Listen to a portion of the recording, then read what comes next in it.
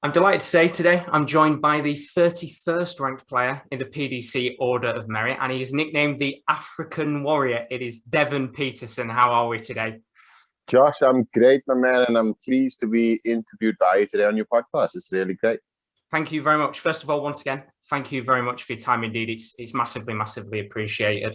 I want to take you back to the very start of your career, and I know it's probably a question you've been asked a lot from many pundits and stuff, but what's the thing that got you into darts? And specifically, to kind of change the question up a little bit, who was the person in your life, whether it be a darts player or somebody in your family, that gave you the motive or the drive to go out there and get your PDC tour card? I think it was obviously our family, in a sense, as in my dad's side of the family. It's well kind of interviewed that my dad was the kind of driving force behind my career. I remember the one time I played. I was doing South African for the international trials, and I got to a high level. I think I was ranked third, and I never got selected for the team. And then came back and never practiced, never picked up a dart, and kind of lost the love for the game. And my dad said, why don't you just give it one more shot, and just give it a proper shot? You know what I mean? And I think that words, I mean, those small, that little sentence kind of just resonated with me. And my dad's always been in my corner, no matter what I'm doing. Always my biggest critic and biggest fan as well. So yeah, if you were to ask a dad, it's definitely my dad, and he in our family is a legend as well on the dartboard, and in our local community. So yeah, he was my first idol growing up in the sport, and definitely one of my biggest motivating factors to date. And specifically as well, I know you had a period of time where you had quite a serious arm injury that kept you out of darts for quite a long time. When you came back again in 2015 and got your tour card, were there any players from the PDC that advised you to come back into darts again? Or were you thinking about maybe taking a little bit of a longer break?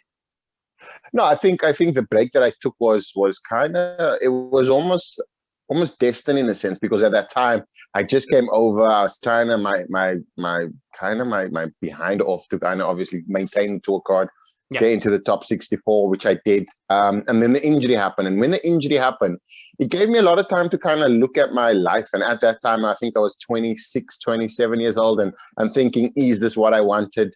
And then when I went back home, my dad was he was the one to give me the biggest comfort hug and say, listen, don't worry about it. You achieved a lot in the sport, achieved more than any African to do so. So I think with me, obviously, coming back and having my family as not a fallback, but being welcomed by the way in which they welcomed me. Just kind of, I felt as though I was back home and kind of finding my feet again. And then realized very quickly, like, I want to be a professional dart player so bad that. And the next, I think the second bite of the cherry was the biggest bite, and probably my most intriguing, if you must, because I pushed even harder because I knew what needed to be put in place for me to perform, and so on and so forth. So I think where the question moves towards is players on the one side, like there's nobody really that kind of said come back or whatever the case may be. It was more just my drive and me wanting to achieve, and almost like this was unfinished business, if you must call it that. And I'm happy that I made that choice at that time, and I'm glad that I'm continuing to kind of reap the rewards, if you must call it that. Absolutely. And, you know, when we look on now, 6 years since your return, it's reaped the rewards, as you said, you know, winning the German Darts Championship 8-3 against Johnny Clayton was a massive result. But looking at the World Championship as well, I was going to ask you one question specifically, and it's not about this year's World Championship, but have you ever been in a situation out of the darting situation where you've had some hotel antics with other players, you know, different situations and scenarios that maybe we don't see as a neutral from an outsider's perspective? No, not really. I think obviously you could. Most of the players itself, it's a massively respected kind of tight group of players. Like, I think I'm not going to say the 128 because not everybody gets along, but I know that the top, like the let's say top 64 players, kind of, because you kind of travel all the time together and you kind of build like a relationships with different players. So there's no real antics or anything like early morning wake up calls or stuff like that. That's silly stuff. most of the time it's the utmost respect and just beat you at your ability. I mean, if you get beat, some players do tactics. We've seen that, and I've experienced my fair share, but more recently now than ever before. And I think that is because my level has increased and ability to dominate on the board.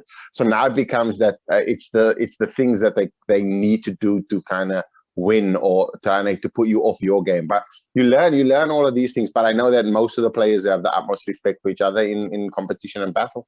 Absolutely, and it's fantastic to watch. And talking and coming back to the World Championship this year, I know it's kind of the one piece of the one topic that people don't want to talk about right now, COVID. It's very, very frustrating. But how is the atmosphere different for you? Because it's not just a case of fans not being there, but the practices in terms of going to the hotels and even just practicing in general. How different was it for you this year in comparison to the other World Championships of the yesteryear? I think not even just the World Champs, but if you look at all the majors or everything since lockdown, and us and the PDC done a fantastic job of obviously hosting a remainder of the tour and majors, and you have to thank the sponsors for that as well. But if you look at, I was thinking about it like intensively as well, and just how I will prepare this season, because last season was kind of a shock to many of the players, and you'd see some players flourish, players that wouldn't, like people say, they wouldn't have won a tournament if there was a crowd, which I don't believe. But also just the psychological effect of remaining in the bubble, being tested, waiting for your results. All of these things kind of change and adapt the way in which you have to focus for the game, because you're waiting for results. You're hearing some players getting removed from tournaments, and that kind of sends it's a different vibration. You're always worried before you get to the tournament. Am I going to be free of COVID or test negative?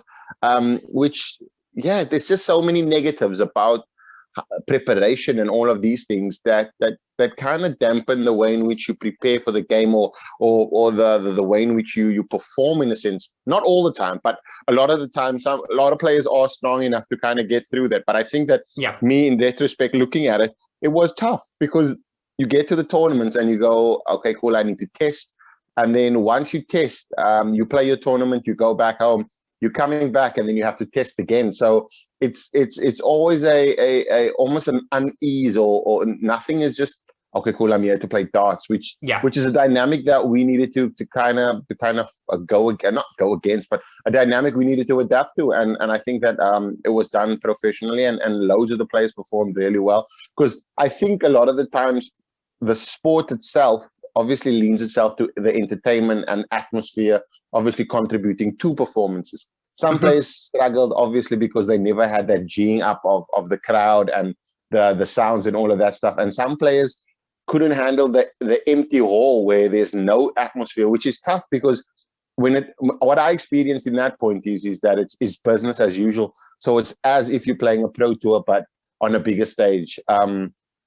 I'm not going to say I enjoyed it, but I found out a lot about myself in those moments, and realized a lot more about how the game's going to develop, and what we need to look forward, and things you need to put in your practice, and things you need to kind of psychologically add to your game itself because of these things that we have. But I think that as professionals, I mean, you have to adapt or die, and I'd rather just adapt. Absolutely. And talking about adapting, of course, you played really well at the, not the Ladbrokes World Grand Prix, it's the Boy Sports World Grand Prix, where you had a really tough group, the likes of Dirk van Dijvenbode and stuff. How do you compose yourself? Was it very different in terms of when there's a crowd there? Do you compose yourself in a very different manner to there being no crowd? Because as you said, it's very tough for some players these days. I think one player which everybody tends to say does better with a crowd is Gerwyn Price. Rallies up the crowd and that. For you, did you have to compose yourself differently, or was it kind of the same straight face even without a crowd? No, I think it's a whole host of like the crowd's energy kind of can carry you through a game as well. It can bring you into games that you are out. A lot of the times, because you're in your own head, it's the loudest thing in playing darts is being in your own head, and sometimes a small distraction in a crowd can kind of take you out of your own head and just change the way in which you approach the game, right? Make it easier. The players like the likes of Nathan Aspinall, he likes the crowd as well. You mentioned Gerwin Price, Peter Wright as well. Like it's just that jing up, and I think that those, especially for me, like probably my best performance this season was at the Euros, and we had a crowd there as well, and there were some South Africans there. So mentally, there's an energy that you can't, like an unspoken energy with the crowd there that changes your dynamic of thinking and performance, and just it's almost as if you like a gladiator in battle and there's a crowd there. So it changes the way in which you get this extra energy or extra power or just a dominating force that you feel that adds to your game. And I think that preparation is completely different to any times. But mentally, I think some players handle the composure better than others. And that's why we have so many different winners. You've kind of taken me on to the next question that I was going to ask you. You know, you spoke about one of your best games. What's one of the most hard-fought matches that you've played in? It doesn't necessarily have to be a game that you've lost or a game where you've found it really tough. But what's the hardest match where you've looked back and you thought to yourself, I never thought I could maybe go on and win this game, but I did in the end, or an incredible comeback? I think it would have to be the Gerwin Price game in the Euro Championship when I won. Yeah. I came back from 5-1 down, but at that point in time, I never felt like I was out of the game because I was missing shots. And at that time, he was just taking the shots out, which obviously the quality of the player himself. But I always just felt like I was in there, and I just almost felt like I just need to tidy up a lot of like the throws itself and not lose focus of what I'm here to achieve. And I clicked on when it was 5-1 and yeah, I think that turnaround for me kind of gave me, and that obviously spurred me on to win it that weekend because the self-belief and confidence was out of this world. But also just the composure and just competing at that level and knowing that my intensity can remain at that level for a long time. So yeah, it's definitely the Gerwin Price game, and obviously now world #1 world champ, and performed brilliantly this season and like other seasons as well. But this season obviously was the standout. Because he lifted the trophy. But yeah, I think the Gerwin Price, and just I think it's also the kind of player that he is. He's a very aggressive, very dominating kind of confident player, and I'm exactly the same. But he's just more vocal about it, in a sense, like vocalizes his celebrations and so on. But I think that because it was against him as well, those things can kind of deter you or distract you from potentially being the best that you could be on a game. But because it was against him, I knew that my preparation was slightly different, and I was ready for the game. And luckily for me, I came through victorious. And like they say, the rest is history. Has there ever been times where you've played someone like Gerwin Price where, because as you said, they're quite animated and enigmatic, has there been times where you've been part of that and you've been roaring yourself and kind of, I'm trying to think of the word to put it in the best way. The atmosphere of the game has kind of taken over a little bit too much. Has there been times like that? Yeah, I think myself against MVG was one of those games where I got lost in translation with regards to him celebrating silly scores, opening checkouts, and just celebrating lucky shots that I say lucky because I missed it and he took it out. So in my head, he was lucky. He shouldn't have got the shot. But I obviously the game is about missing. But I remember saying that he was lucky. And I think mentally I shouldn't have approached it in that way. And these are the things that you learn, though, as a professional, a progressing professional, is the continuation of learning about experience through experiences in the game itself, and just having a retrospect. And maybe that atmosphere in the game, not that I won't get involved, but I think that I won't lose myself that much. In that game, I lost myself a lot, but I think I performed okay. It's just the finishing in that game. But I think, like you say, the distraction was that animated, which I'm not that animated, but I can get animated if I wanted to. But absolutely. Yeah, I think that is the game, a highlighted game for me in last season's regarding the animation and getting involved in another player. It's brilliant to watch. And something else that you've been doing on the side it's punditry, of course, for Sky Sports. You're one of the only players in the UK specifically who tends to take on a punditry role alongside playing the sport. One thing I'm very interested in asking you is when you're not playing and you are doing a little bit of commentary or punditry work, has there ever been times in tournaments where you've watched players and you've actually seen something where you can improve upon in your own game?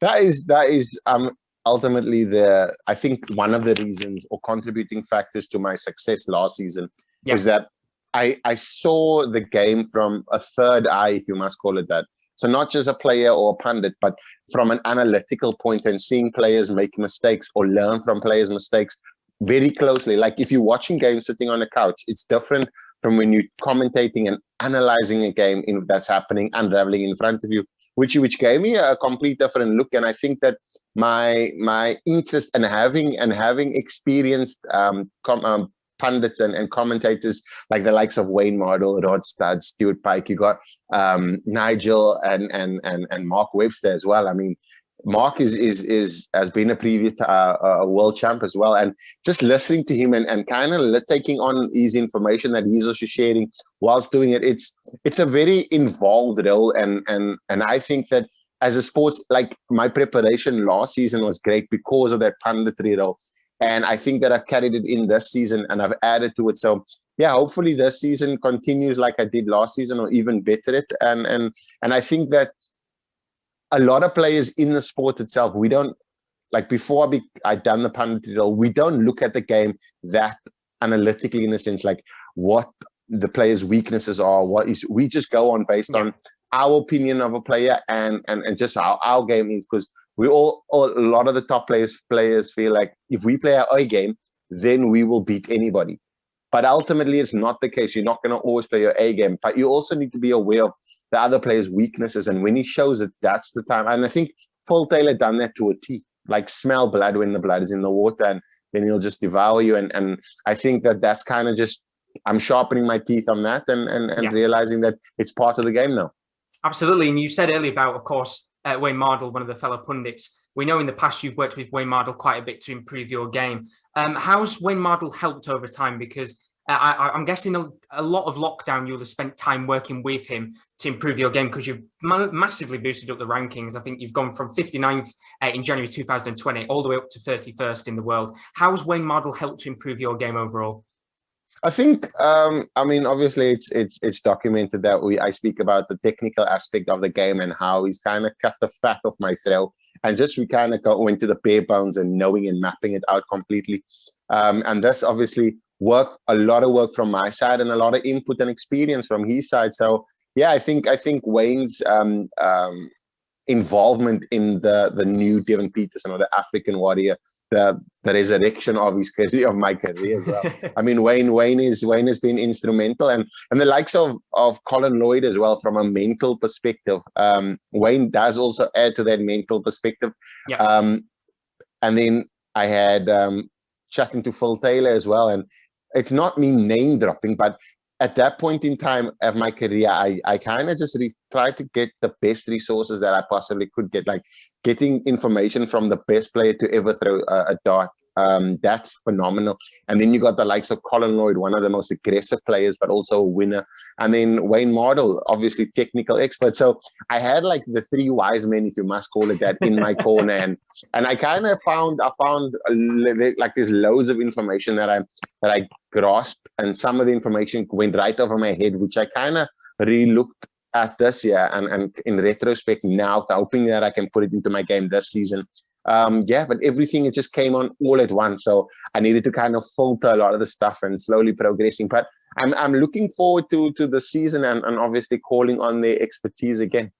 Absolutely. This season, of course, is coming thick and fast, and of course you've had quite a bit of a break between the last tournament, which was the World Championship, and the tournaments coming up ahead, the UK Open and the PDC Super Series. How have you improved your game over the last few weeks? Have you been trying out new darts? Has there been new tactics? Of course, you don't want to give too much away, but has there been anything you've been improving upon? Yeah, everything, literally everything. So from I looked at the way in which I wanted my dart to lay in the board. So that meant that there's an upgrade on my dart. The flighting system, there's an upgrade. Physical appearance and kind of health and fitness, there's an upgrade on that. I've got new shirts that's slightly a change in cut, which physically people will say, yeah, that's crazy. But I think just a change in fit in your shirts might just adapt better in throwing as well. So all of these things I needed to look at as well. And then also I obviously follow the stat side of the game quite in depth. And I use the Darts article on Twitter all the time as my go-to for stats, because this season, I mean, last season, I looked at the areas that I needed to focus on. The back end of the season was all about finishing. The scoring was great. First darts was great. The swaying of the different areas. And I mapped out a kind of strategy for myself using these tools available and looking at upgrading the performance, because I know a lot of people, the comments, not that I pay attention to it, but I see it. And a lot of people's opinion is that he's playing the darts of his life. But for me, it's just more about a new standard.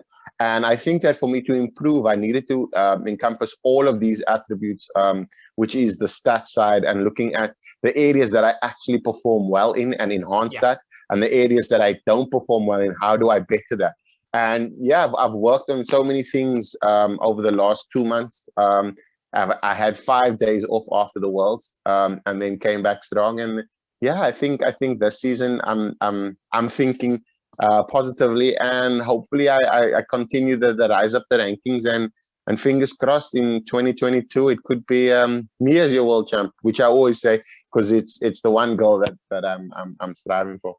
And you've come on perfectly to the question I was going to ask you. I was going to say, of course, at the end of this year, where does Devon Petersen want to finish? What's the aims? Are there any major tournaments you want to win? Is it a case of, as you said before, rising up in the rankings and maybe seeing if you could squeeze into the Premier League next year? What's the aim for Devon Petersen when you look back at this next year?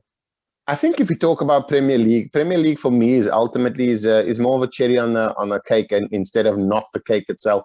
Yeah. The cake for me is ultimately being the world champ, and with that comes with a loads of competent progression, if you must call it that, and playing ability, and constant playing ability, playing at a high level. So my immediate goals are just rising up the ranks, as in progressively as I possibly can with every tournament, and then also hopefully getting into the top 16 by the end of the season, with hopefully winning one major or two, or just lifting up the World Champs trophy.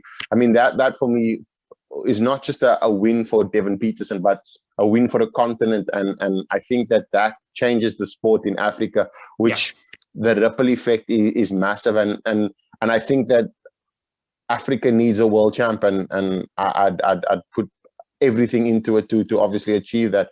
So yeah, I think laying it out like short, medium, and long-term goals is always about it. And at the end of it all, the world champs is at the end of the season. So we just at the start of the season now, which is upon us, and I feel ready. My game is polished up. I think I still have a few like 72 hours before actually game day. So yeah, I think there's still a bit more polishing to do, and hopefully I can achieve all the goals I set out this season. Absolutely. Who knows? Might be lifting that World Championship by the end of the year. And then the last question I've got for you. You're well known for being Dancing Devon. You've got your brilliant walk-on song, Waka Waka. But if the PDC came out today and said you couldn't use that song anymore, what song or other songs would you have in mind to have as your walk-on song? Wow. I think the Waka Waka is obviously testament, not just because it's a jivey kind of moving song, but also the testament to the words itself. I mean, it's all about standing up, dusting yourself off, going back into battle, and kind of it resonates exactly with me and my career. So the Waka Waka, like you said, fits perfectly. But yeah, I'd probably go with what's that song? I'm sexy and I know it, you know. Oh, I know which one you mean. I can't remember the name of it exactly. Yeah, but yeah, I think it just plays upon my character, and not that I think that I'm God's gift, but yeah, I think that it definitely will get the crowd bouncing, and also the bass line is great in that. But there's loads of great songs out there, and I think that some players have the songs that fit their character, and that would be probably just mine. Absolutely. It's a fantastic choice. And once again, Devon, massive thank you for the time taken out to give us this interview today. It's massively appreciated. Cheers, Josh. I appreciate it, my man, and hope to see you soon. Thank you very much.